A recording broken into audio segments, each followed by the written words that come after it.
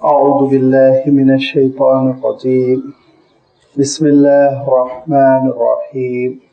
المنافقون والمنافقات بعضهم من بعض يأمرون بالمنكر وينهون عن المعروف ويقبضون أيديهم نسوا الله فنسيهم إن المنافقين هم الفاسقون وعد الله المنافقين والمنافقات والكفار نار جهنم خالدين فيها هي حسبهم ولعنهم الله ولهم عذاب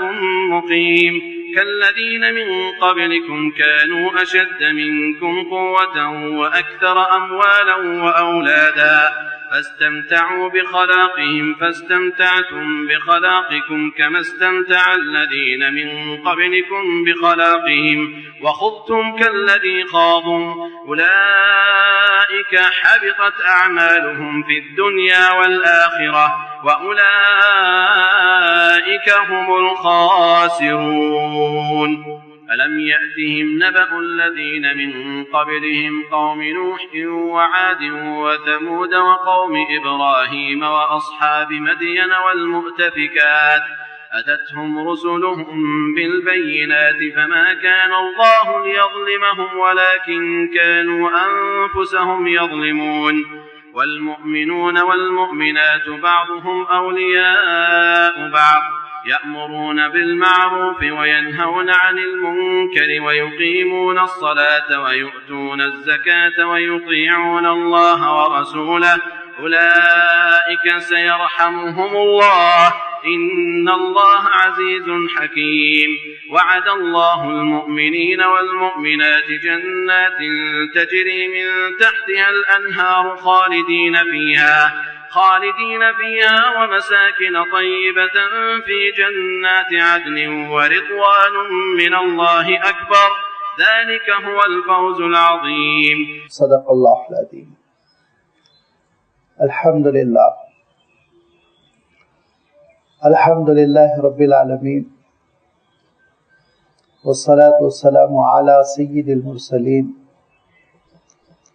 وعلى آله واصحابہ اجمعین اما بعد. سورۃ التوبہ کا یہ رکوع نمبر 9 ہے جس کی ابھی آپ کے سامنے تلاوت کی گئی. اس رکوع کی جملہ 7 آیتوں میں اللہ تعالیٰ نے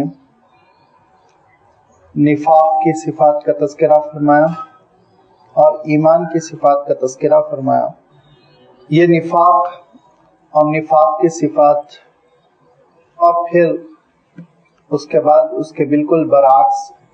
ایمان اور ایمان کی صفات کا تذکرہ یہاں سورۃ التوبہ میں اس مناسبت کے ساتھ آیا کہ پچھلی آیتوں میں غزوہ تبوک کا تذکرہ ہوا اور سن 9 ہجری کی گرمی کی اس جنگ یا اگر آپ جنگ نہ بھی کہیں گرمی کے اس سفر کا تذکرہ کرتے ہوئے اللہ تعالیٰ نے یہ بات ارشاد فرمائی کہ اے نبی جو آپ کے ساتھ چلنے پر آمادہ نہیں ہے دراصل یہ ان کے دلوں کا روگ ہے، یہ ان کے دلوں کا نفاق ہے اور یہ آ کے آپ سے جو اجازت لے رہے ہیں گھر میں بیٹھے رہنے کی، اس کی وجہ یہ کہ ایمان ان کے دل میں داخل نہیں ہوا، یہ ایمان سے محروم ہے، یہ نفاق میں پڑے ہوئے ہیں اور اپنے اس نفاق کو چھپانے کے لیے، اپنی اس بے ایمانی کو چھپانے کے لیے یحلفون باللہ لکم کو قسمیں کھا رہے ہیں، قسم کھا کے آپ کو یقین دلانے کی کوشش کر رہے ہیں کہ ان کا تعلق مسلمانوں سے ہے، ان کا تعلق ایمان والوں سے ہے. اللہ تعالیٰ ارشاد فرماتا ہے کہ ان کو قسمیں کھانے کی ضرورت نہیں ہے. اللہ تعالیٰ تو بخوبی جانتا ہے کس قبیل سے کس فرقے سے تعلق رکھتے ہیں، مسلمانوں کو خوش کرنے کی کوشش کرتے ہیں، حالانکہ اللہ اور اس کے رسول کو خوش رکھے، ان کی اطاعت کرے، ان کی فرما برداری کرے. اور اللہ اور اس کے رسول کے ساتھ ان کا معاملہ یہ ہے کہ دل لگی کرتے ہیں، مذاق اڑاتے ہیں، جملے کستے ہیں اور اگر ان سے پوچھا جائے کہ یہ تم دین کے معاملے میں، شریعت کے معاملے میں کیا کر رہے ہو، تو جواب دیں گے کہ بس تفریح لے رہے ہیں، تھوڑی سی دل لگی کر رہے ہیں، انجوائے کر رہے ہیں، ہم وقت گزار رہے ہیں۔ فرمایا وقت گزارنے کے لیے، تفریح لینے کے لیے، دلچسپی کے لیے صرف قرآن اور سنت رہ گئی، اللہ اور اس کا رسول رہ گیا، دین اور اس کی شریعت رہ گئی۔ یہ کیسی بات کر رہے ہیں کہ قل باللہ وآیاتہ ورسولہ کنتم تستہزئون، لہذا ان کا کوئی عذر قبول نہ کیا جائے۔ یہ دراصل کفرتم بعد ایمانکم، ایمان کے مظاہرے کے بعد، بلکہ آپ زیادہ واضح عبارت میں کہہ لیں کہ ایمان کے اعلان کے بعد، جھوٹے ایمان کے اعلان کے بعد یہ پھر کفر کی طرف لوٹ پڑے، تو یہ یاد رکھیں کہ یہ مجرم ہے اور مجرم سزا بھگتیں گے۔ کیا سزا بھگتیں گے اس کا تذکرہ آگے اللہ تعالیٰ نے ارشاد فرمایا۔ اب اللہ تعالیٰ ارشاد فرماتا ہے کہ دیکھو منافقوں کی کیفیت کیا ہے، اس پہ تم غور کرو۔ المنافقون والمنافقات، منافق مرد اور منافق عورتیں، بعضهم من بعض کے ایک ہی چٹے بٹے کے ہیں۔ یہ بعضهم من بعض ایک دوسرے کے ساتھی ہیں، ایک دوسرے سے ملے ہوئے ہیں، متحد ہیں، اور یہ سب مل کر سازش کرتے ہیں، یہ سب مل کر جو بھی پالیسی اپنانا ہے، مکاری کو اپنانا ہے، مل کے اپناتے ہیں، ایک زبان ہو کر اپناتے ہیں۔ اور ان کی سب سے نمایاں صفت یہ ہے جو بظاہر سب کو نظر آ رہی ہے، وہ یہ کہ یأمرون بالمنکر وینہون عن المعروف، کہ پہلی بات تو یہ کہ یہ نیکیوں کا حکم دینا اور برائیوں سے روکنا، اس کے بالکل برعکس الٹے یأمرون بالمنکر، یہ منکرات کا حکم دیتے ہیں، برائیوں کا حکم دیتے ہیں، وینہون عن المعروف، نیکیوں سے روکتے ہیں، یہ نیکیوں کے خلاف محض آرائی کرتے ہیں، یہ ان کی پہلی صفت ہے۔ ہر اچھا آدمی، اس میں ایمان کی بھی شرط نہیں لگانا چاہتا ہوں، ہر بھلا آدمی جس کو آپ چاہیں تو کہیں سلیم الطبع، جس کا مزاج اچھا ہو، اگرچہ کہ وہ کفر کے نرغے میں پڑا ہوا ہو، اگرچہ کہ وہ مشرک ہی ہو، اگرچہ کہ وہ بے ایمان ہی ہو، لیکن کوئی بھی بھلا آدمی وہ کیا چاہے گا آپ بتائیے؟ وہ چاہے گا کہ اچھائیوں کا حکم دیا جائے، اچھائیوں کی پرچار کی جائے، اچھی باتوں کی تلقین کی جائے، وہ اپنے بچوں کو، وہ اپنے ساتھیوں کو، وہ اپنے پڑوسیوں کو، وہ اپنے کولیگز کو اچھی بات بتائے گا۔ ہمیشہ وہ کہے گا کہ بھائی جھوٹ نہ بولو، وہ کہے گا کہ بھائی بدتمیزی نہ کرو، چوری نہ کرو، کرپٹ نہ ہو۔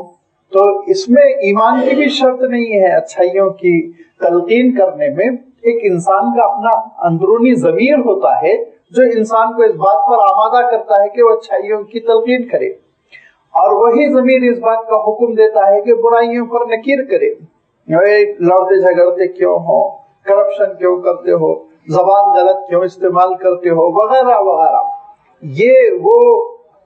کامن ویلیوز ہے، انسان کی قدر مشترک ہے جس میں سارے انسان متحد ہے۔ لیکن اللہ تعالیٰ ارشاد فرماتا ہے کہ منافقین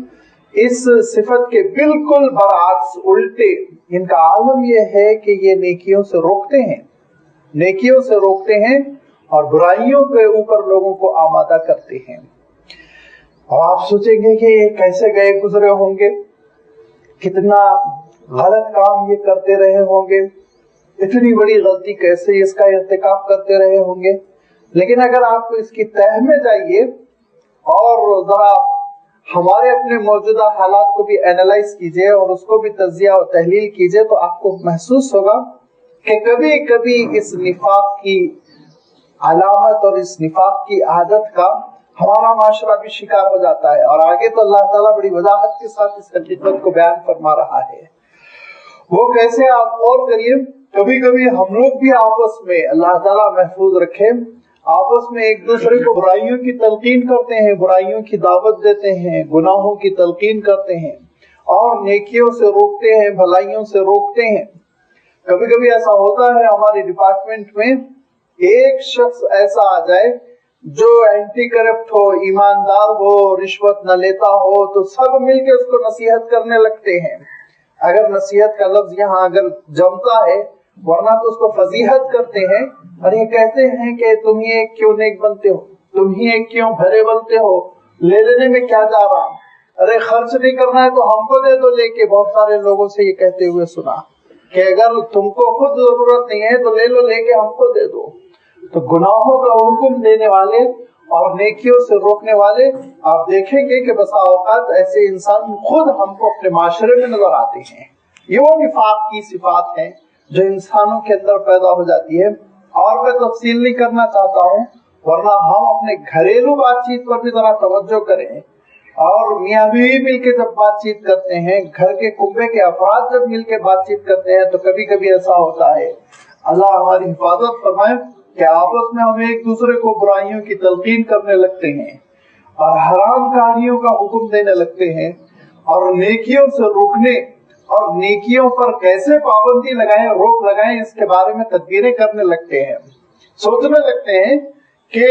یہ صاحب تو بہت شریعت پر عمل کرنے لگے ہیں، سنت کے مطابق یہ نکاح کرنا چاہ رہے ہیں، اور یہ تو گھوڑے تھوڑے کی رقم بھی نہیں لینا چاہ رہے، کیا تدبیر کی جائے کہ یہ موصوف کو آمادہ کیا جائے، گناہوں پر ان کو کیسے آمادہ کیا جائے، غلط کام پر ان کو کیسے آمادہ کیا جائے، بجائے اس کے کہ پورا خاندان مل کر نیکی کے کام میں سپورٹ کرے۔ کبھی کبھی بالکل اس کے برعکس ہونے لگتا ہے۔ اگر ہو رہا ہے تو یاد رکھیے پھر وہ نفاق کی صفات ہے، نفاق پیدا ہو رہا ہے، اس پہ روک لگانے کی ضرورت ہے۔ مومن مرد مومن عورتوں کی اللہ تعالیٰ نے شان بتلائی ہے کہ وہ ہمیشہ نیکیوں کی تلقین کرتے ہیں اور گناہوں سے روکتے ہیں، اس کا آگے تذکرہ آ رہا ہے۔ دوسری صفت اللہ تعالیٰ ارشاد فرماتا ہے وَيَقْبِضُونَ أَيْدِيَهُمْ، یہ اپنے ہاتھوں پر بہت کنٹرول کرتے ہیں، بہت قابو کرتے ہیں، بلکہ اپنے ہاتھوں پر قبضہ رکھتے ہیں۔ قبضہ کا اگر آپ ترجمہ اردو ہی کے اعتبار سے کریں تو آپ یوں کہہ لیں کہ یہ اپنے ہاتھوں پر قبضہ رکھتے ہیں، قابو رکھتے ہیں، کس معنوں میں کہ اپنے ہاتھوں سے وہ کبھی نہیں چاہتے کہ اپنے ہاتھوں سے کچھ خرچ ہو جائے، ان کے ہاتھوں سے کچھ خرچ ہو جائے۔ منافقین ان کا عالم یہ کہ کبھی یہ نہیں چاہتے، اپنے ہاتھوں کو بند رکھتے ہیں، اپنی مٹھیوں کو بند رکھتے ہیں، اور کبھی کھولنا نہیں چاہتے، اللہ کی راہ میں خرچ نہیں کرنا چاہتے۔ اور اس سے پہلے بھی اللہ تعالیٰ نے اس صفت کا تذکرہ فرمایا، یہاں بھی تذکرہ اللہ تعالیٰ کر رہا ہے۔ اور میں آپ کو گزشتہ اتوار یہ بتا چکا ہوں کہ اسلام کا مزاج انفاق کا ہے، خرچ کرنے کا ہے، امساک کا نہیں ہے، ہاتھ بند کر کر کے رکھنے کا نہیں ہے۔ یہاں پہ اللہ تعالیٰ ارشاد فرماتا ہے کہ ان منافقین کی صفت یہ ہے یقبضون ایدیہم، اپنے ہاتھوں کو بند رکھتے ہیں، کھولنا نہیں چاہتے، خرچ نہیں کرنا چاہتے۔ اور تیسری بات ارشاد فرمائی نسوا اللہ فنسیہم، انہوں نے اللہ کو بھلا دیا، اللہ تعالیٰ نے ان کو بھلا دیا۔ ان کا اللہ تعالیٰ کو بھلانا کیا ہے؟ اللہ تعالیٰ کو یاد ہی نہیں رکھتے، نہ اس کا ذکر کرتے اور نہ ہی عمل کرتے ہوئے یہ یاد رکھتے ہیں کہ اللہ تعالیٰ ہماری نگہبانی کر رہا ہے، نگرانی کر رہا ہے، ہم اس کی نظروں میں ہیں۔ کہیں سے اپنے ذہن کے دریچوں میں اللہ کے ذکر کو آنے نہیں دیتے، اور اس کا نتیجہ یہ ہے فنسیہم، اللہ تعالیٰ نے بھی ان کو بھلا دیا۔ اللہ تعالیٰ کیسے بھلایا؟ اللہ تعالیٰ نے ان کو بھلا دیا، یعنی ہدایت سے اللہ تعالیٰ نے ان کو محروم کر دیا۔ جب توفیق دینے کا وقت آتا ہے تو اللہ تعالیٰ ان کے لیے توفیق کے بالکل راستے نہیں کھولتا، ہدایت کے راستے نہیں کھولتا، جس کا تذکرہ اللہ تعالیٰ نے قرآن پاک میں دوسرے مقام پر یوں فرمایا، جو اللہ کے ذکر سے غافل ہو کر زندگی بسر کرتے ہیں تو پھر وَمَن يَعْشُ عَن ذِكْرِ الرَّحْمَنِ نُقَيِّضْ لَهُ الشَّيْطَانَ، ہم اس کے اوپر شیطان کو مسلط کر دیتے ہیں، شیطان اس کا ساتھی بن جاتا ہے، وہ مشورے دیتا ہے، وہ لے کر چلتا ہے ہاتھ پکڑ کر۔ اور پھر فرمایا جب کسی کا ساتھی شیطان بن جائے،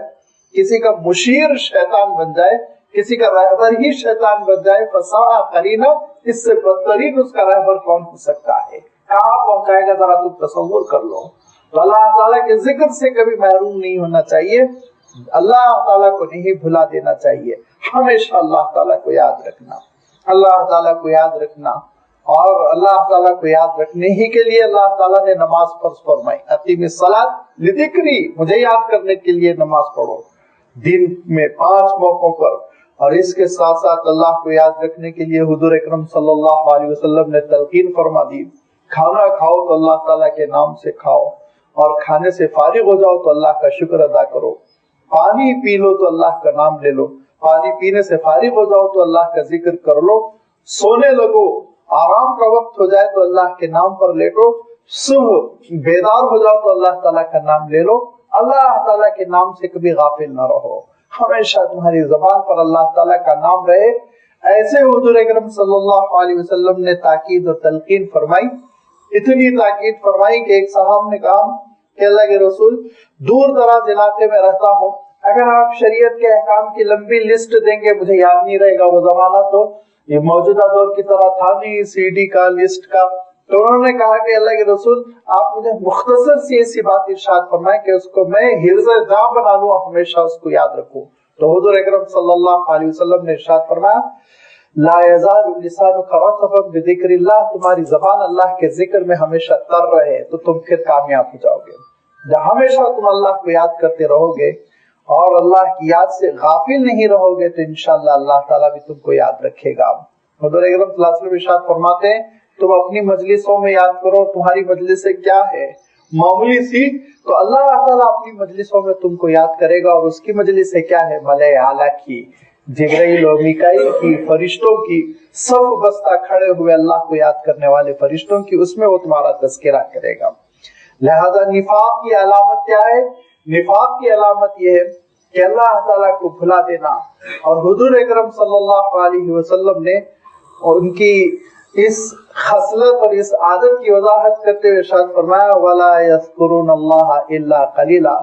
وَلَا يَذْكُرُونَ اللَّهَ إِلَّا دُبُرًا، بہت کم اللہ کو یاد کرتے ہیں، بڑی مشکل سے اللہ تعالیٰ کو یاد کرتے ہیں، وہاں اللہ تعالیٰ کو یاد کرتے ہیں، نام لے لیتے ہیں جہاں پر زبردستی ان سے کر دی جائے اور کرنا ہی پڑ جائے۔ ان المنافقین هم الفاسقون، دیکھو منافق دین سے باہر ہیں، دین سے نکلے ہوئے ہیں، وہ فاسق و فاجر ہیں، دین سے خارج ہے، اور اس کا نتیجہ یہ کہ یہ جو چار اللہ تعالیٰ نے یہاں پہ صفات کا تذکرہ فرمایا، جس میں سے پہلی صفت یہ کہ برائیوں کا حکم دینا، نیکیوں سے روکنا، ہاتھ کو تھامے رہنا، خرچ نہ کرنا، اور اللہ تعالیٰ کو بھلا دینا، تو فرمایا دیکھو اس کا نتیجہ یہ ہے کہ اللہ تعالیٰ ان کو دین سے خارج قرار دیتے ہوئے فرماتا ہے وعد اللہ المنافقین والمنافقات والکفار، کہ اللہ تعالیٰ کا وعدہ ہے منافق مردوں سے، منافق عورتوں سے اور کافروں سے، کس چیز کا؟ نار جہنم، جہنم کی آگ کا، خالدین فیہا ہی حسبہم، ہمیشہ اس آگ میں یہ پڑے رہیں گے، وہی آگ ان کے لیے کافی ہوگی، وہی ان کا ٹھکانہ ہوگی، تو یہ ان کا انجام ہوگا، جس انجام کے سلسلے میں اللہ تعالیٰ ڈکلیئر کرتا ہے وعدے کی شکل میں وعد اللہ، یہ اللہ کا وعدہ ہے، اس نے تہیہ فرما لیا، اس نے ارادہ فرما لیا ہے کہ ایسے منافق مردوں اور عورتوں کو اور ان کے ساتھ ساتھ منکروں کو جہنم کی آگ میں جمع کر دے گا اور ہمیشہ ان کو پڑے رہنا ہوگا، اور وہی آگ ان کا ٹھکانہ، وہی ان کے لیے کافی ہوگی۔ وَلَعَنَهُمُ اللَّهُ، اور اللہ تعالیٰ نے ان پر لعنتیں کر دی، لعنتیں ہو چکی ہیں اللہ تعالیٰ کی جانب سے، یہ فیصلہ خود اللہ تعالیٰ کی لعنتوں کا مظہر ہے، اور اس فیصلے کے نتیجے میں خود ان کو اللہ تعالیٰ کی لعنتیں اور پھٹکار مل رہی ہیں۔ وَلَهُمْ عَذَابٌ مُقِيمٌ، اس کے ساتھ ساتھ دوسرا انجام یہ بھی ہوگا کہ لعنتوں کے ساتھ ساتھ ان کے لیے ہمیشہ کا عذاب ہوگا، رہنے والا عذاب ہوگا، ٹلنے والا عذاب نہیں ہوگا، ہمیشہ باقی رہنے والا عذاب ہوگا۔ نفاق کی ان صفات کے تذکرے کے بعد اللہ تعالیٰ نے ہم سے خطاب فرمایا، اور ہم سے جو خطاب فرمایا اس کے سلسلے میں بار بار کہتا رہتا ہوں کہ قرآن مجید کا ہرگز یہ مزاج نہیں ہے، اللہ تعالیٰ نے اپنے کلام میں کچھ بنی اسرائیل کی شکایتیں کر دی اور کچھ مشرکان مکہ کی خبر لے لی، کچھ منافقوں کا تذکرہ ہو گیا، کچھ منکرین کا تذکرہ ہو گیا، اور پھر ایمان والوں کے سلسلے میں ارشاد فرما دیا کہ تمہارے لیے تو جنات تجری من تحتہا الانہار، ہو گیا قصہ ختم۔ نہیں، ایک ایک آیت قرآن پاک کی ایسی ہے جس میں ہم کو اپنے سراپا کا جائزہ لینا چاہیے کہ اس آیت میں اگر اللہ تعالیٰ کی کوئی وعید ہے، اللہ تعالیٰ اگر کسی چیز کی دھمکی دے رہا ہے کوئی خاص صفت پر، کوئی خاص عادت پر، کوئی خاص قباحت پر، تو کہیں ہمارے اندر تو نہیں ہے، گھبراتے ہوئے جائزہ لینا۔ اور اگر اللہ تعالیٰ خوشخبری دے رہا ہے، وعدہ کر رہا ہے کسی خاص عادت پر، کسی خاص نیکی پر، تو ہمارے اندر اگر وہ نیکی نہیں ہے تو وہ لانے کی کوشش کرنا، یہ ہے نفاق کی اللہ تعالیٰ نے ان آیتوں کا تذکرہ فرمایا۔ سرسری طور پر پڑھنے والے یہ پڑھ کے بہت خوش ہو جاتے ہیں کہ حضور اکرم صلی اللہ علیہ وسلم کے زمانے میں کچھ لوگ ایسے تھے جو ایمان کا اظہار کرتے تھے، دعویٰ کرتے تھے، اندر ان کے کفر بیٹھا ہوا تھا، حضور اکرم صلی اللہ علیہ وسلم کے ساتھ بدتمیزی کرتے تھے، وہ جہنم میں لے جا کے ڈال دیے گئے، اور ان کا سرغنہ وہ عبداللہ ابن ابی ابن سلول تھا۔ قصہ ختم، کہانی ماضی کی سنا دی گئی، لیکن فرمایا کہ یہ کہانی ماضی کی نہیں ہے، بلکہ ذرا غور سے سنو، لب و لہجہ تبدیل کر دیا اللہ تعالیٰ نے، اور لب و لہجہ تبدیل کرتے ہوئے ارشاد فرمایا کالذین من قبلکم کانوا اشد منکم قوۃ واکثر اموالا واولادا۔ اب خطاب ہے عام انسانوں سے، اور فرمایا دیکھو یہ منافقین بھی ایسے ہی ہیں جیسے تم سے پہلے جو لوگ تھے، تم سے پہلے جو تم سے کہیں زیادہ طاقتور تھے۔ اشد منکم، منکم فرما رہا ہے، منہم نہیں فرما رہا ہے۔ عربی سے واقفیت رکھنے والے جانتے ہیں اگر صرف منافقین کا تذکرہ ہوتا مطلوب اور ہم سے ایڈریس نہ کرنا ہوتا، خطاب کرنا نہ ہوتا، تو اللہ تعالیٰ ارشاد فرماتا کالذین من قبلہم کانوا اشد منہم قوۃ واکثر اموالا، لیکن ارشاد فرمایا کالذین من قبلکم کانوا اشد منکم قوۃ واکثر اموالا واولادا، کہ یہ ان کی عادتیں بھی ایسے ہی ہے جیسے تم سے پہلے کچھ لوگ گزرے جو تم سے بہت زیادہ طاقتور تھے، اور ان کی شہزوری اور طاقتوری کو دیکھنا ہو تو ان کے آثار کو دیکھو، ان کے محلوں کو دیکھو، ان کے قلعوں کو دیکھو، وہ اکثر اموال و اولادا،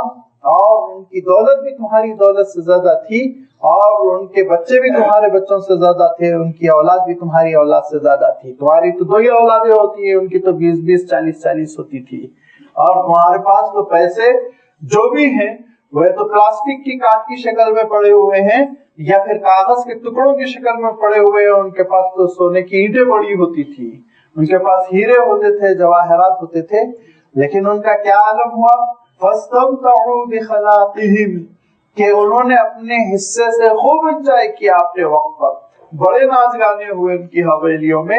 بڑی عیاشیاں ہوئی، بڑی نافرمانیاں ہوئی۔ فاستمتعتم بخلاقکم، تم بھی ایسے ہی انجوائے کر رہے ہو اپنے اپنے حصے سے، اپنا اپنا حصہ اللہ تعالیٰ نے جو کچھ عنایت فرمایا اس سے تم خوب مزے لوٹ رہے ہو، اور کھلا دیا اللہ تعالیٰ کو، بالکل ویسے ہی تم انجوائے کر رہے ہو اور مزے لوٹ رہے ہو۔ کما استمتع الذین من قبلکم بخلاقہم، جو لوگ تم سے پہلے گزر چکے ہیں انہوں نے جس طرح اپنے حصوں سے فائدہ اٹھایا اور اپنی دنیا میں مگن رہے، اپنی زندگی میں مگن رہے، اور آگے ارشاد فرمایا وَخُذْتُمْ كَالَّذِي خَاضُوا، اور تمہارا عالم بھی ایسے ہی ہے کہ تم گناہوں میں بالکل ایسے ہی گھس پڑے ہو جیسے کہ پچھلے لوگ گھس پڑے تھے۔ یہ اللہ تعالیٰ ارشاد فرماتا ہے کہ یہ تمہارے لیے کوئی اطمینان بخش خبر نہیں ہے کہ منافقین گزر چکے، قصہ ختم ہو گیا، نہیں، یاد رکھو اس میں اپنے بھی سراپا کا جائزہ لو، اور جس طرح انہوں نے اپنی دولت میں، اپنے مال میں، اور جس طرح انہوں نے اپنے آل و عیال میں مست ہو کر، مگن ہو کر زندگی بسر کی، کہیں اسی طرح تم بھی تو نہیں مست و مگن ہو کر زندگی بسر کر رہے ہو اللہ کو بھلائے ہوئے۔ اور فرمایا جس طرح وہ گناہوں میں گھس پڑے تھے اسی طرح کہیں تم بھی تو گناہوں میں نہیں گھسے ہوئے ہو۔ گھسنے کا لفظ خاضہ اصلاً کہتے ہیں پانی میں ڈبکی لگانے کو، پانی میں ڈبکی لگانے کے لیے لفظ آتا ہے خاضہ، لیکن اللہ تعالیٰ یہاں پہ گناہوں میں ملوث ہونے کے لیے یہ لفظ ارشاد فرمایا۔ گویا اللہ تعالیٰ اشارہ فرما رہا ہے کہ گناہوں میں انسان ڈوب گیا ہے، گناہوں کی تہ میں انسان پہنچ گیا ہے جس طرح کے لوگ پہنچ گئے تھے، اور اگر یہ کیفیت ہے تو پھر اللہ تعالیٰ ارشاد فرماتا ہے تم کو بہت گھاٹے کا سودا کرنا ہوگا۔ حضور اکرم صلی اللہ علیہ وسلم فرمایا کرتے تھے لَتَتَّبِعُنَّ سُنَنَ مَنْ كَانَ قَبْلَكُمْ، پچھلی امتیں جیسی گزری ہیں اور جس راستوں پر وہ چل چکے ہیں کہ تم بھی ان راستوں پر چلو گے، شبرم بشبرن ذراعًا بذراع، اور بالکل ویسے ہی راستے پہ چلو گے جس طرح وہ چل چکے ہیں، ایک ایک گز کی پیروی کرو گے، ایک ایک فٹ کی پیروی کرو گے، یہاں تک کہ فرمایا کہ اگر وہ گوہ کی بل میں گھسے تھے تو تم بھی گھس کر رہو گے، چھوٹی سے چھوٹی بات کی تم پیروی کرو گے جو وہ کر چکے تھے۔ اور بھی حضور اکرم صلی اللہ علیہ وسلم وضاحت فرمایا کرتے تھے کہ وہ فلاں قسم کا گناہ کیے تھے تو تم بھی کر رہو گے۔ آپ سوچئے دیکھیے، کہیں فرعونیت پنپ رہی ہے، کہیں نمرود کا مزاج ہے، کہیں قوم لوط کی عادتیں وہ پرورش پا رہی ہیں، کہیں آپ دیکھیں گے کہ قوم سمود کسی کیفیت ہے، غرور و تکبر ہے، کہیں آپ دیکھیں گے کہ قوم عاد جیسی غفلت ہے، قوم عاد جیسی نافرمانی ہے۔ پچھلی جتنی امتیں گزری ہوئی ہیں ان امتوں کی خرابیوں کو لوگ زندہ کرنے کی پوری کوشش کر رہے ہیں، زندہ رکھنے کی پوری کوشش کر رہے ہیں۔ فرمایا وَخُذْتُمْ كَالَّذِي خَاضُوا، تم بھی گھس پڑو گے ویسے ہی جس طرح وہ لوگ گناہوں میں گھس پڑے، تباہیوں اور بربادیوں کا انہوں نے سودا کیا، بیائنی ہی اسی طرح تم بھی حرکتیں کرو گے۔ لیکن ایک بات یاد رکھو، اس کا نتیجہ کیا ہوا؟ اولئک حبطت اعمالهم فی الدنیا والآخرہ، دنیا میں بھی ان کی کوششیں اکارت ہو گئی اور آخرت بھی ان کی برباد ہو گئی۔ اولئک هم الخاسرون، وہی بہت بڑے گھاٹے میں رہنے والے ہوئے۔ دنیا بھی ہاتھ سے گئی، آخرت بھی ہاتھ سے گئی۔ الم یاتہم نبأ الذین من قبلہم، کیا نہیں آئی اطلاع ان لوگوں کی جو تم سے پہلے گزر چکے ہیں، ان لوگوں سے پہلے گزر چکے ہیں، قوم نوح، حضرت نوح علیہ السلام کی قوم جو اپنی غفلت میں بہت مایا تھی۔ حضرت نوح علیہ السلام سمجھاتے رہے۔ بعض لوگ اپنی غفلتوں کو بڑا اچھا نام دیتے ہیں، ثابت قدمی کا، کہ سمجھانے والا بہت سمجھائے لیکن میں تو اثر قبول کرنے والا نہیں۔ لیکن یاد رکھیے، اس کے لیے اللہ تعالیٰ نے حضرت نوح علیہ السلام کی قوم کی مثال بیان فرمائی کہ ان کو بھی حضرت نوح علیہ السلام سمجھاتے رہے، صبح شام سمجھاتے رہے، اور ان کی تنہائیوں میں ایک شخص سے مل کر سمجھایا، اور ان کی مجلسوں میں اجتماعی طور پر حضرت نوح علیہ السلام نے واعظ فرمایا۔ حضرت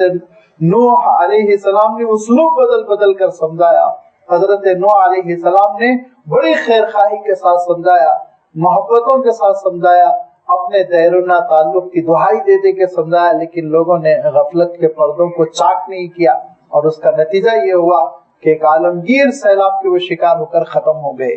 لہذا اگر قوم نوح جیسی غفلت انسانوں کے اندر پنپ رہی ہے تو ان کو خبر لینے کی ضرورت ہے کہ کوئی سیلاب ان کو بہا نہ لے جائے، کسی لہر میں وہ ایسا نہ ہو تنکے کی طرح بہ کر ختم ہو جائیں، اللہ کے کسی حکم سے وہ تباہ نہ ہو جائیں۔ قوم نوح وعاد، قوم عاد جن کا عالم یہ تھا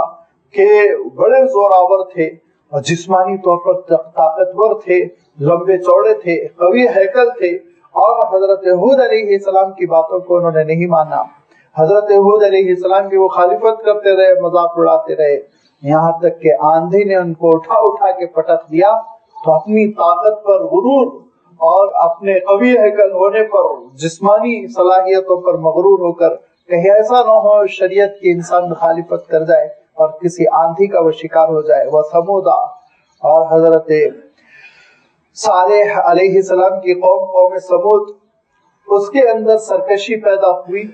اور یہ سرکشی کا عالم یہ تھا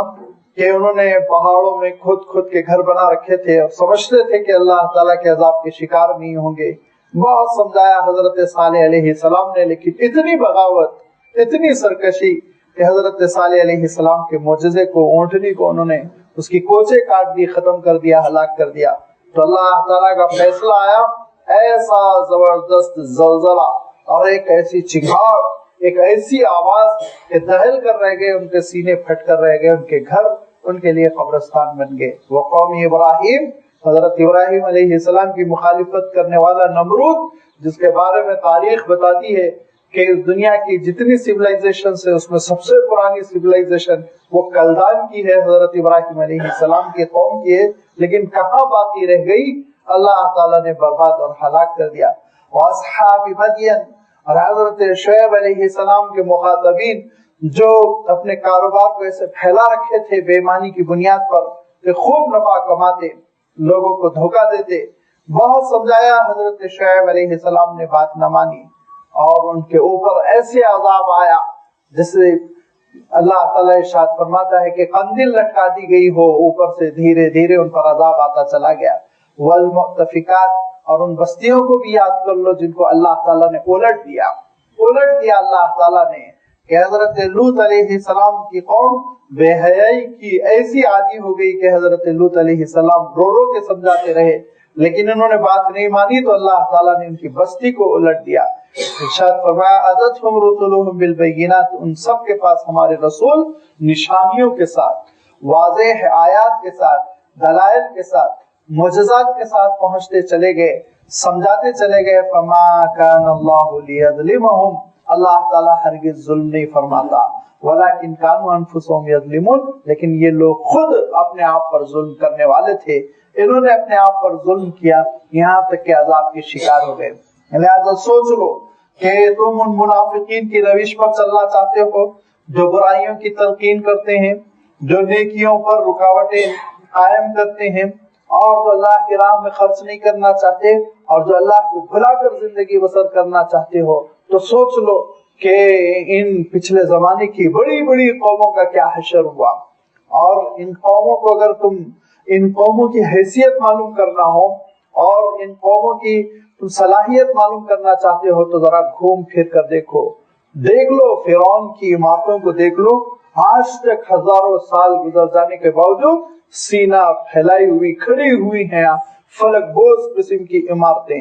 اور قوم سمود کی نشانیاں دیکھو، قوم عاد کی نشانیاں دیکھو جو باقی ہیں، لیکن اس کے باوجود یہ قومیں کیسی تباہ کر دی گئی، نہ ان کی آل اولاد ان کے کام آ سکی، نہ ان کا مال ان کے کام آ سکا، نہ ان کی دولت ان کے لیے کچھ مصیبت کو ٹال سکی، سب بیکار ثابت ہو گئی جب اللہ تعالیٰ کا فیصلہ آیا۔ لہذا اللہ تعالیٰ کے فیصلوں سے ڈرو، اور ڈرنے کے بعد ایمان کی بنیاد پر وہ تم اپنے اندر صفات پیدا کرو جو صفات کا تقاضا خود ایمان کرتا ہے۔ والمؤمنون والمؤمنات بعضهم اولیاء بعض، اور مومن مرد اور مومن عورتیں بعضهم اولیاء بعض ایک دوسرے کے ولی ہوتے ہیں، ایک دوسرے کے کارساز ہوتے ہیں، کام بنانے والے ہوتے ہیں۔ ایمان کی بنیاد پر ان کے درمیان تعلق ہوتا ہے، ایمان کی بنیاد پر ان کے درمیان ایسی محبت ہوتی ہے کہ حضور اکرم صلی اللہ علیہ وسلم ارشاد فرماتے ہیں کہ مومنوں کے معاشرے کی مثال تو ایسا ہی ہے جیسے ایک جسم، فرمایا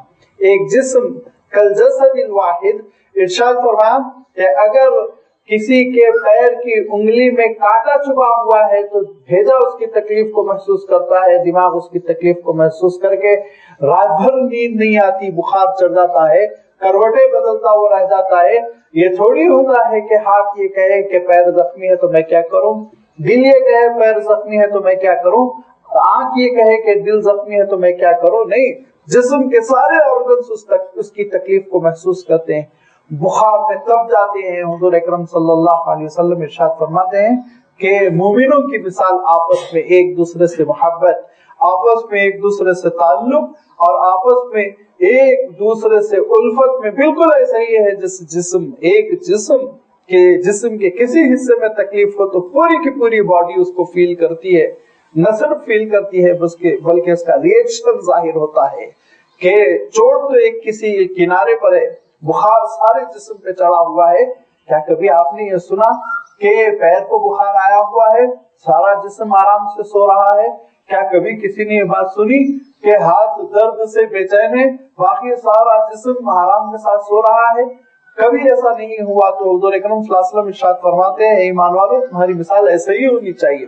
فلسطین میں کوئی بچہ شہید ہو جائے تو رات میں تم کو نیند نہیں آنی چاہیے، کروٹیں بدلتے رہ جاؤ۔ عراق میں کسی پہ کوئی مصیبت آ جائے تو تم کو کھانا اچھا نہ لگے۔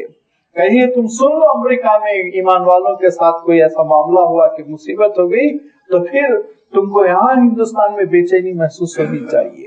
اور ہم نے دیکھا ایسے الحمدللہ اللہ والوں کو کہ دنیا کے کسی کونے سے کسی گوشے سے خبر آ جاتی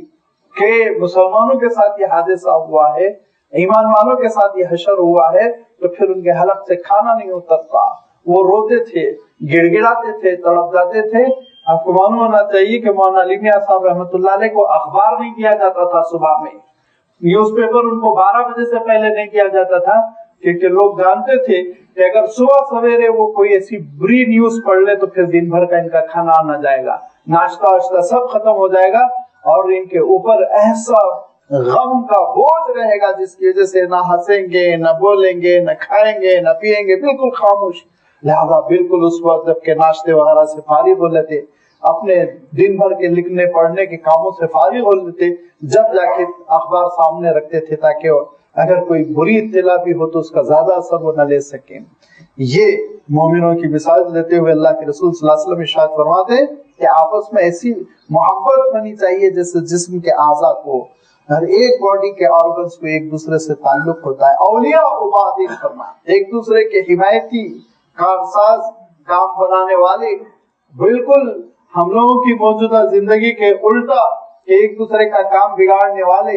کان پکڑ کے کھینچنے والے، سازشیں کرنے والے، محلے میں جا کے مخبری کرنے والے، ہمارے پڑوس میں یہ ہو رہا ہے اور فلاں گھر میں یہ ہو رہا ہے، اور ایسی مخبری کرنے والے کہ اگر آپ ان کے خلاف کارروائی نہیں کریں گے تو آپ کے اعلیٰ عہدیداروں کو ہم اطلاع دیں گے،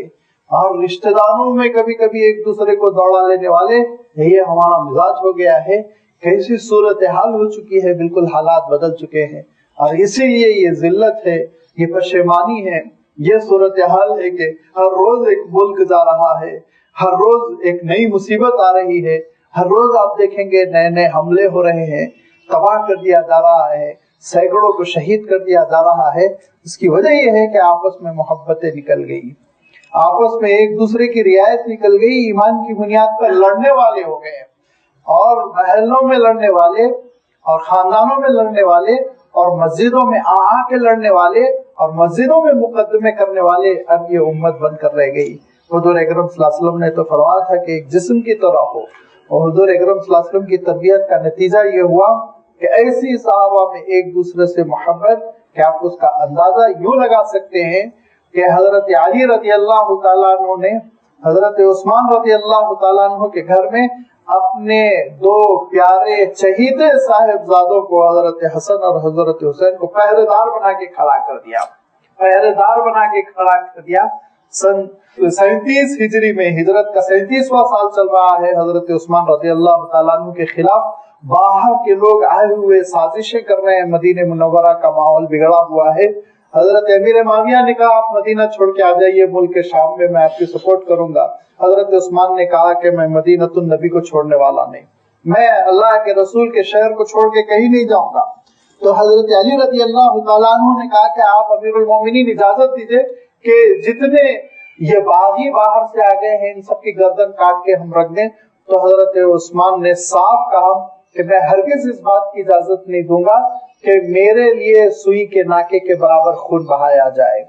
ہرگز نہیں، کسی بھی مسلمان کا خون نہیں بہایا جائے گا، جو بھی ہوگا اللہ تعالیٰ کرے گا۔ تو حضرت علی رضی اللہ تعالیٰ عنہ نے فرمایا ٹھیک ہے، ہم ایک لشکر یا یوں سمجھ لیجئے کہ سیکورٹی گارڈز متعین کر دیتے ہیں، اور 10-12 نوجوانوں کو متعین کیا، اور اس میں حضرت علی رضی اللہ تعالیٰ عنہ نے اپنے چہیتے بیٹوں کو، حضرت بی بی فاطمہ رضی اللہ تعالیٰ عنہ کے لخت جگر نور نظر کو، حضرت حسن کو، حضرت حسین کو، نبی کے چہیتے نوازوں کو کھڑا کر دیا کہ تم لوگ یہاں کھڑے رہنا، اور اگر حضرت عثمان کو کوئی تکلیف ہوگی تو میں تم سے باز پرس کروں گا، کسی باغی کو اندر نہ جانے دینا۔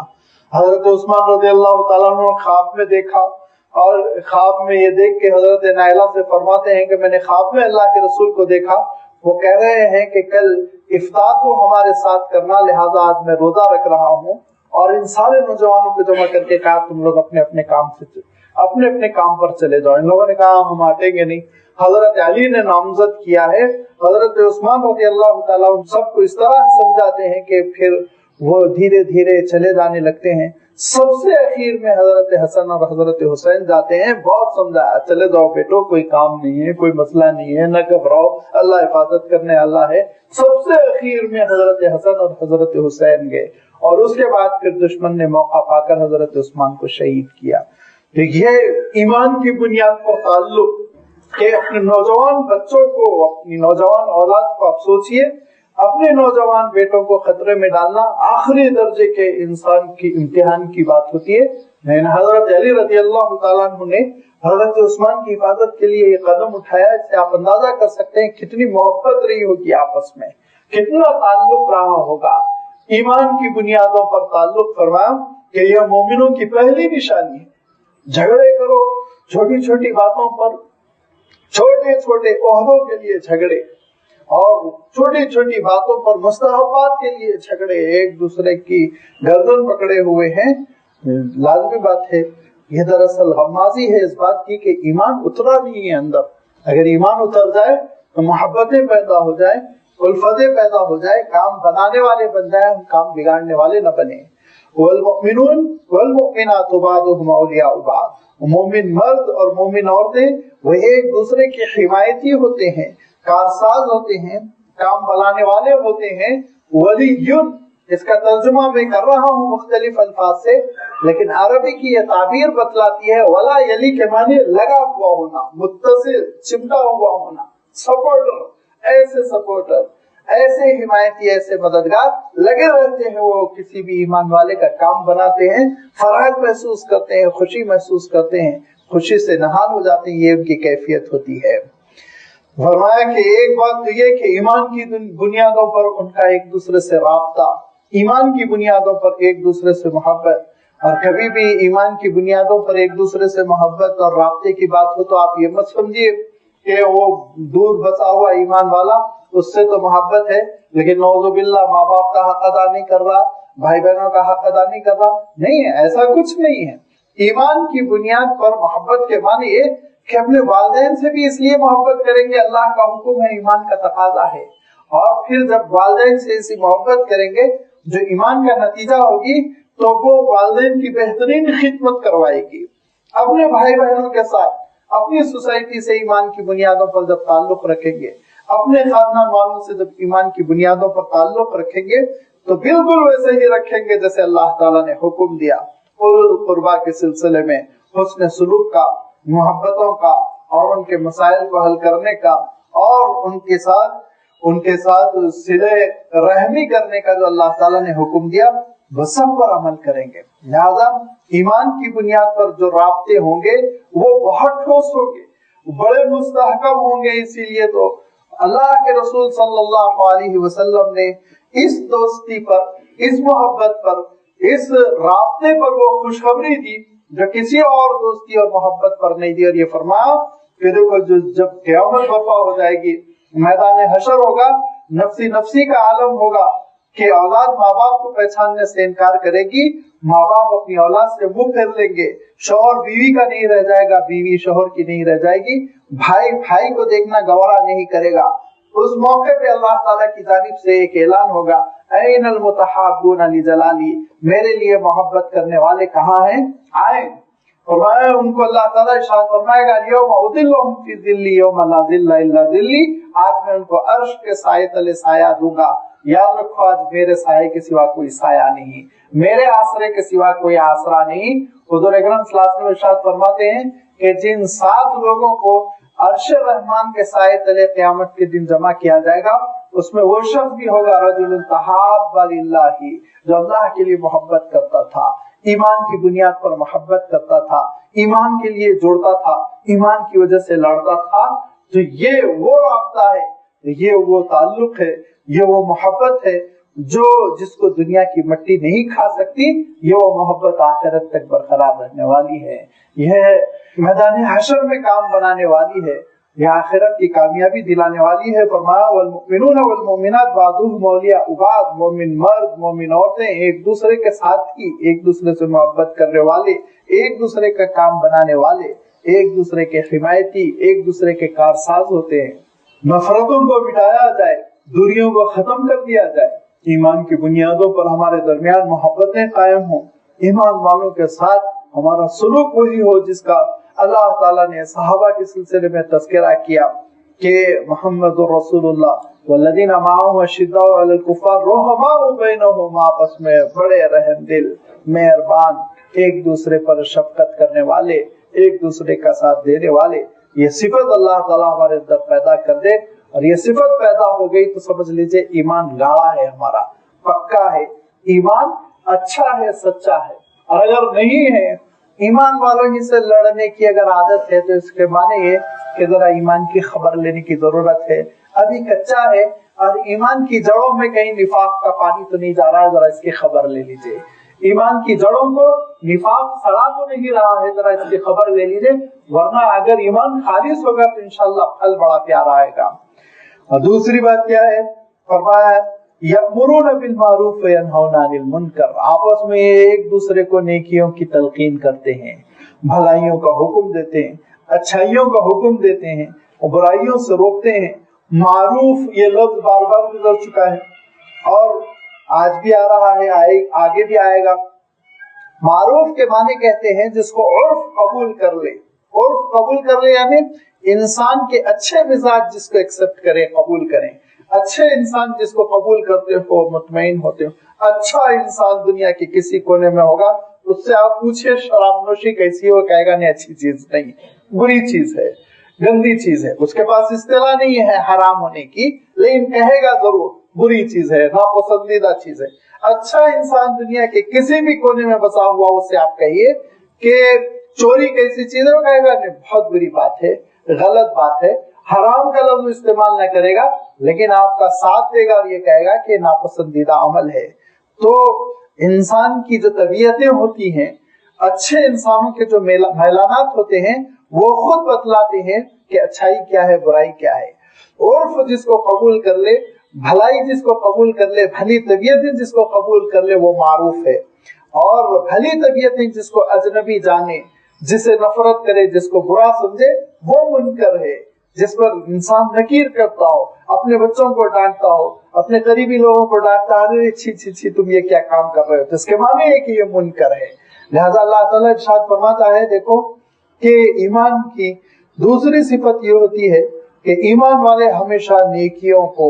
پھیلانے کی کوشش کرتے ہیں، سوسائٹی کو نیک بنانے کی کوشش کرتے ہیں، گناہوں سے روکنے کی کوشش کرتے ہیں۔ حضور اکرم صلی اللہ علیہ وسلم ارشاد فرماتے ہیں کہ اس کا آخری درجہ یہ ہوتا ہے کہ پہلے تو یہ کہ جسم سے روکنے کی کوشش کرو، اختیارات کو استعمال کرو، اگر نہیں کر سکتے ہو تو کم سے کم زبان سے تو یہ فریضہ ادا کرو، اور اگر زبان سے نہیں کر سکتے تو پھر آخری درجہ یہ ہے ایمان کا کہ دل میں برا سمجھو۔ دل میں برا سمجھو یعنی کسی جگہ شراب پی جا رہی ہے، وہاں انسان بیٹھا رہے، میرا دل تو برا سمجھ رہا ہے، ہرگز نہیں۔ دل سے برا سمجھنے کے معنی جس چیز کو دل برا سمجھتا ہے وہاں دل نہیں لگتا، انسان اٹھ کے آ جاتا ہے۔ اس کے معنی یہ کہ آخری درجہ یہ ہے کہ اس برائی پر دل آمادہ نہ ہو، اس مجلس کو ہم چھوڑ کر نکل جائیں۔ یہ ہے اللہ تعالیٰ ارشاد فرماتا ہے کہ دیکھو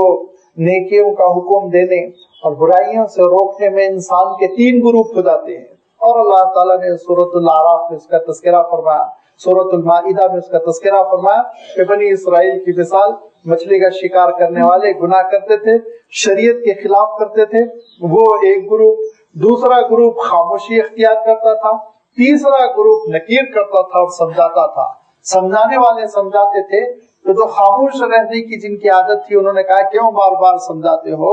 لما تعظون قوما اللہ مہلکہم، یہ لوگوں کو تو ہلاک ہونا ہے، ایسی قوم کو کیوں سمجھاتے ہو؟ تو ان بھلے لوگوں نے جو نیکیوں کا حکم کرتے تھے، برائیوں سے روکتے تھے، ان لوگوں نے کہا معذرۃ الی ربکم، دو باتیں، اور اسی لیے میں ہمیشہ یہ کہتا ہوں داعی جو ہوتا ہے وہ تیمہ دار ہوتا ہے، اور مصلح جو ہوتا ہے،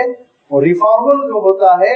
وہ دراصل ڈاکٹر ہوتا ہے۔ ہر ایک کی اپنی اپنی ڈیوٹی ہے۔ ڈاکٹر کیا کہتا ہے، آپ کے پیشنٹ کی سچویشن یہ ہے، آپ ان کو گھر لے جائیے، بچنا مشکل ہے۔ لیکن ماں کیا کہے گی اس پیشنٹ کی؟ ماں کہے گی اللہ میری زندگی اس کو لگا دے، آپ اس کو آپ اٹھا دے، اس کو آپ ٹھیک کر دے۔ تیمارداری کرنے والی ماں، تیمارداری کرنے والا قریبی رشتہ دار وہ کبھی مایوس نہیں ہوتا، وہ ہمیشہ اللہ کے دربار میں رو رو کے گڑ گڑا کے چاہتا ہی ہے کہ کسی طرح صحت یابی ہو جائے۔ دائی ہمیشہ یہ چاہتا ہے کہ کسی طرح سدھر جائے، اور مصلح جو ہوتا ہے وہ حجت تمام کر دیتا ہے، میں بہت کوشش کیا، اب یہ ہلاک ہونے والے، ختم ہونے والے، ان کو کوئی نہیں بچا سکتا۔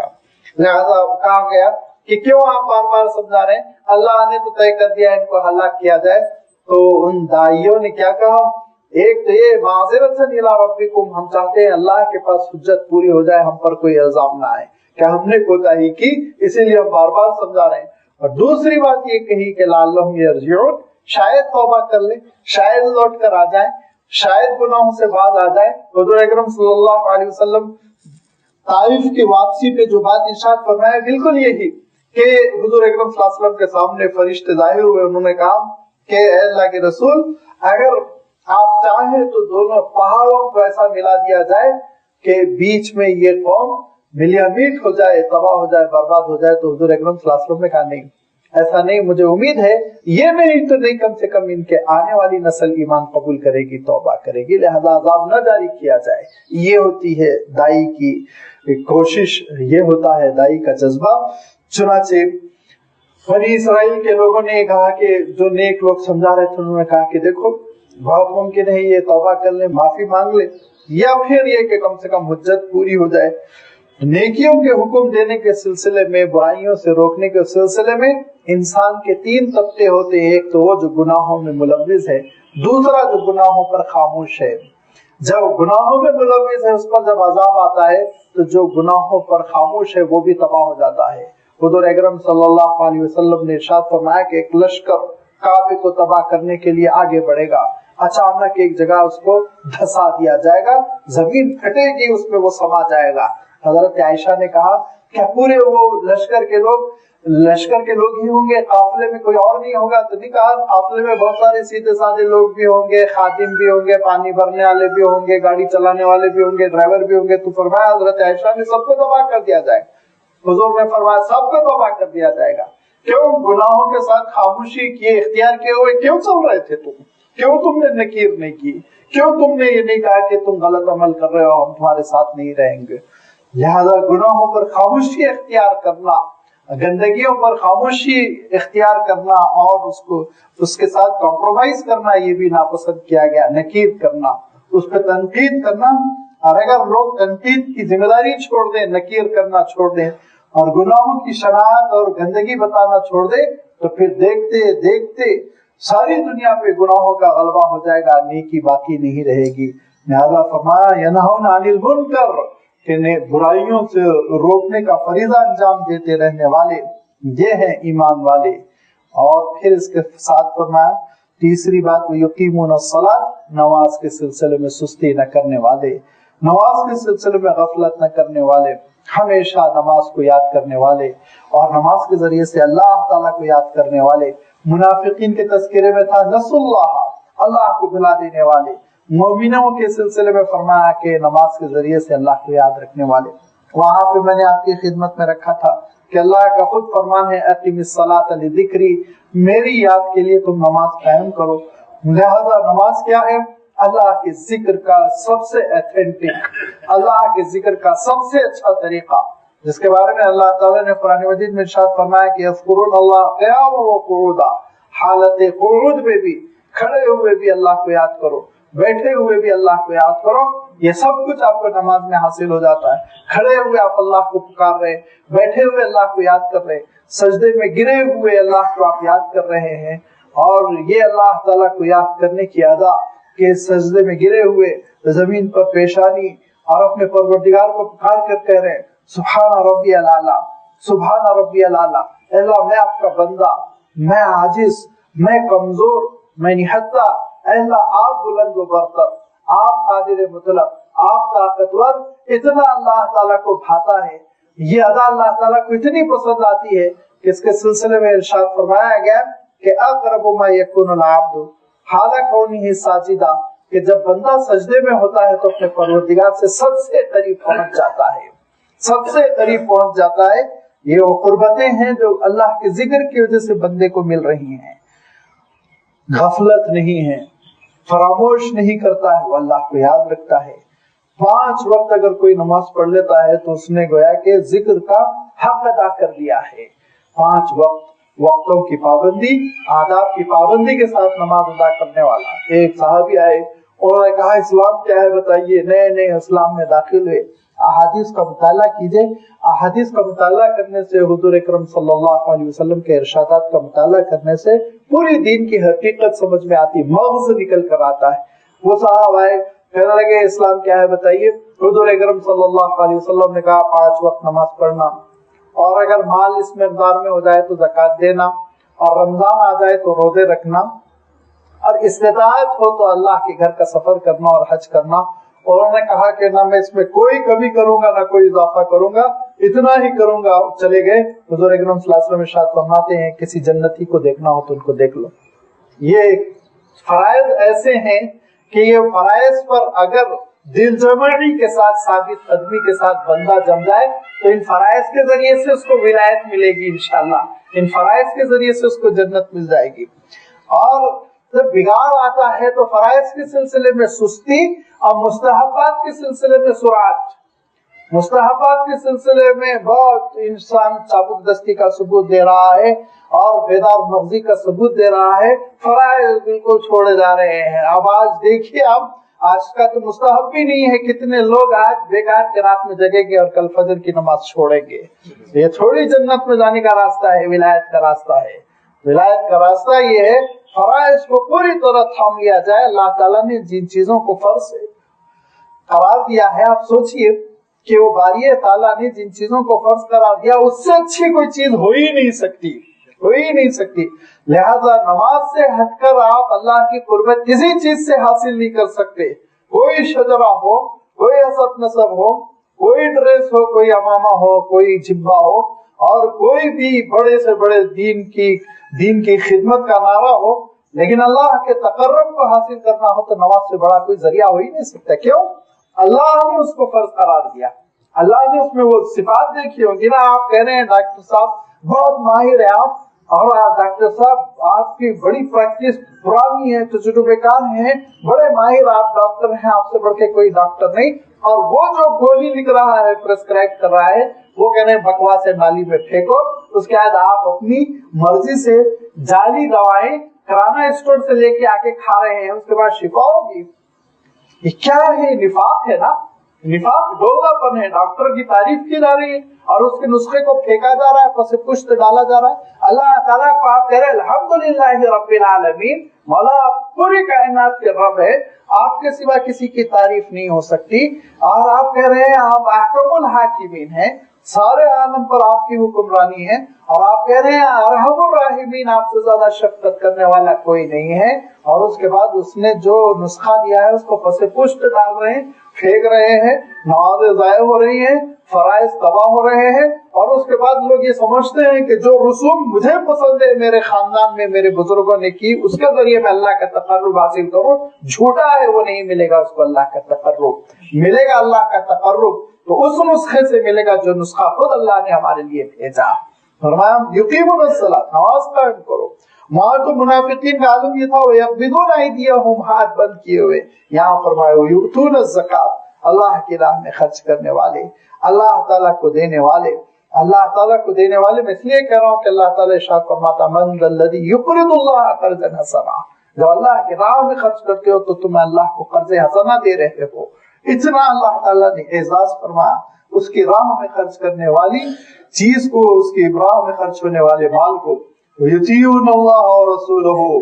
اور فائنل بات یہ ہے کہ بس اطاعت تو ان کی اللہ اور رسول کے ساتھ ہے، وہ اللہ کی اطاعت کرنے والے اور اس کے رسول کی اطاعت کرنے والے۔ جب یہ صفات ہے تو اولئک سیرحمہم اللہ، اللہ تعالیٰ ان کے ساتھ رحم و کرم کا معاملہ فرمائے گا، چھوٹی موٹی لغزشوں کو چھوڑ دے گا، چھوٹی موٹی غلطیوں کو معاف فرما دے گا، چھوٹی موٹی کوتاہیوں کو نظر انداز کر دے گا۔ ان اللہ عزیز حکیم، اللہ تعالیٰ بہت غلبے والا ہے۔ لیکن اس کے ساتھ ساتھ یاد رکھو اللہ تعالیٰ بڑی حکمتوں والا ہے، لہذا اس کی حکمت اور اس کا غلبہ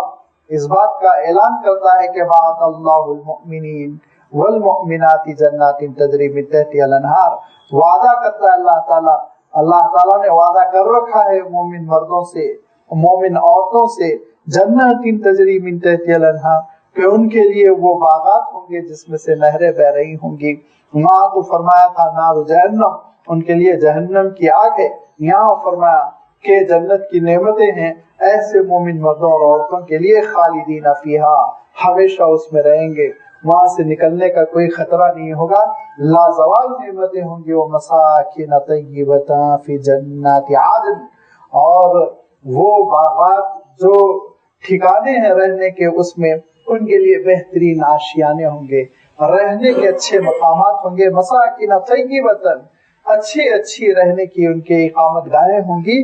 کیسی ہوں گی، کیا ہوں گی، ان کی تشریح اگر آپ کو سننی ہو تو حضور اکرم صلی اللہ علیہ وسلم کے ارشادات ہیں اور جنت کے سلسلے میں، اور آخری اور فائنل حضور اکرم صلی اللہ علیہ وسلم کا یہ ارشاد ہے کہ وہ نعمتیں ہوں گی جس کا تم دنیا میں تصور نہیں کر سکتے، نہ آنکھ نے ان نعمتوں کو دیکھا، نہ کان نے ان کو سنا، اور نہ ہی کسی کے دل میں وہ تصور آ سکا۔ وہ سب کچھ نعمتیں یہ ان بندوں کو ملیں گی جن کے زندگی میں اطاعت ہوگی، فرما برداری ہوگی۔ جنت کی ان اعلیٰ ترین نعمتوں کے بعد سے، جس میں داخل ہونے کے بعد ایک بندے مومن خوشی سے نہال ہو جائے گا اور مارے خوشی کے کہے گا الحمدللہ الذی، تعریف ہے اس پروردگار کی جس نے جنت میں رہنے کے قابل مجھے بنایا۔ وہ جنت جو وسیع، لمبی چوڑی، جہاں چاہے میں جاؤں، اور اس کے بعد سے وہ خوشی کے ساتھ اللہ کا ذکر، اس کی عبادت کرے گا کہ اللہ تعالیٰ کی جانب سے اعلان ہوگا کہ بندو ایک چیز اور ہے جو میں تم کو دینا چاہتا ہوں، اے میرے بندو میں تم کو ایک چیز اور دینا چاہتا ہوں۔ تو بندہ کہے گا کہ اللہ یہ جنت کی نعمتیں آپ نے عنایت فرمائی، یہ وسیع تر باغات، یہ عالیشان محل، یہ خوشیاں، یہ ہمیشہ کے ٹھکانے، یہ احباب کی صحبتیں، اور ماں باپ بھی ساتھ ہیں، بال بچے بھی ساتھ ہیں، اللہ سب کچھ تو آپ نے دے رکھا ہے، اب کیا رہ گیا؟ تو اللہ تعالیٰ کی جانب سے اعلان ہوگا وَرِضْوَانٌ مِّنَ اللَّهِ اکبر۔ دیکھو اللہ کی خوشنودی سے بڑھ کے کوئی اور چیز نہیں ہے، اللہ کی خوشنودی سب سے بڑی چیز ہے۔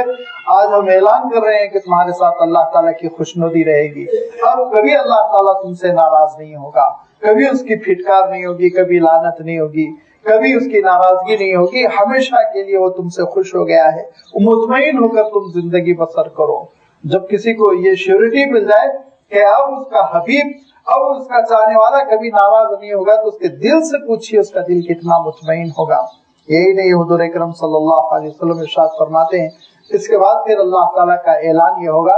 کہ میں اپنی ایک نعمت اور ہے جو تم پر پوری کر دوں، للذین احسنوا الحسنی وزیادۃ، فرمائے گا کہ دیکھو نیک کام کیے، ہم نے تمہارا نیک انجام کر دیا، زیادۃ، اب تو ارحم الراحمین کی باری ہے کہ وہ لازمی بات ہے اپنی جانب سے کچھ تمہارا اعزاز کرنا چاہے گا۔ تو پھر بندہ کہے گا مولا اور کیا اعزاز باقی رہ گیا؟ اللہ تعالیٰ کا ارشاد ہوگا ذرا اوپر نگاہیں اٹھاؤ۔ بندے اوپر نگاہیں اٹھائیں گے، ایک نور ہوگا، اس کی تجلی سے ان کے دل سیراب ہو جائیں گے، یہ باری تعالیٰ کا نور ہوگا، اور فرمان ہوگا کہ زندگی میں بغیر دیکھے اس کے دربار میں سجدے کرتے تھے، اس کو دیکھے بغیر اس کے آگے ہاتھ پھیلاتے تھے، اس کو دیکھے بغیر اس سے محبت کرتے تھے، اور ایمان بالغیب سے متصف تھے، اس کو دیکھے بغیر تم اس سے لو لگاتے تھے، اور اس کی خوشی کے لیے تڑپتے تھے، مرتے تھے، اس کی خوشی کے لیے دوڑتے تھے، اٹھتے تھے، بیٹھتے تھے، اب اس کو ایک بار دیکھ لو۔ تو فرمایا حضور اکرم صلی اللہ علیہ وسلم نے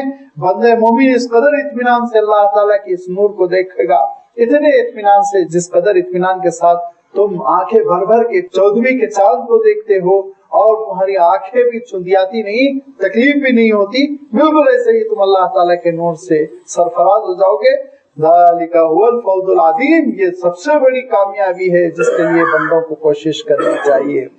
جس کے لیے ایمان کی وہ صفات پیدا کرنی چاہیے جن صفات کا اللہ تعالیٰ نے یہاں پہ تذکرہ فرمایا